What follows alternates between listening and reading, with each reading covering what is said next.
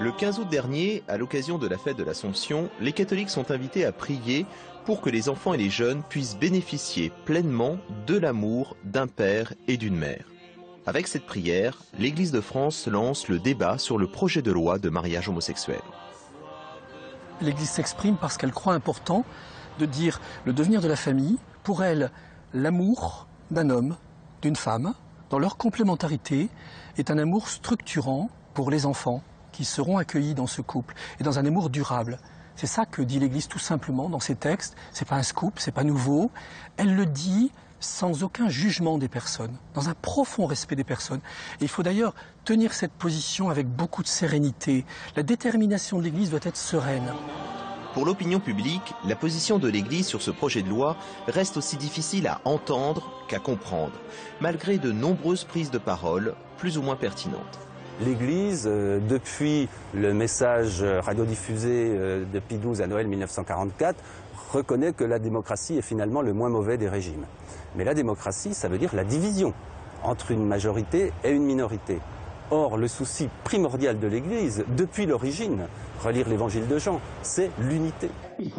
Pourtant, dans l'Église, les positions sont très diverses. Mais souvent, seule la voix des responsables ecclésiaux est audible dans l'opinion. Et sur le mariage homosexuel, l'Église de France plaide pour un large débat sur la place publique. Le débat n'existe pas. Il est trop rapidement occulté.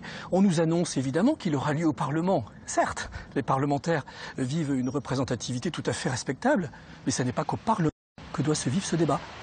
Susciter le débat public, y participer, défendre des points de vue, l'Église ne se comporterait-elle pas en fait comme un véritable lobby ?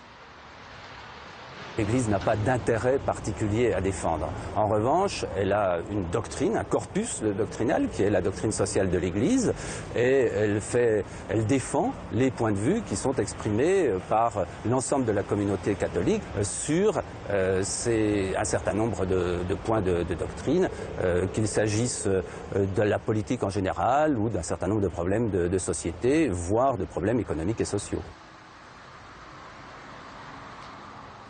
Aujourd'hui, nous sommes dans une société où est vrai et légitime pour les individus, quels qu'ils soient, ce qui vient d'en bas, fruit de la démocratie, du débat, et ce qui relève de la voix individuelle, c'est-à-dire qui est mise à l'épreuve par chaque individu.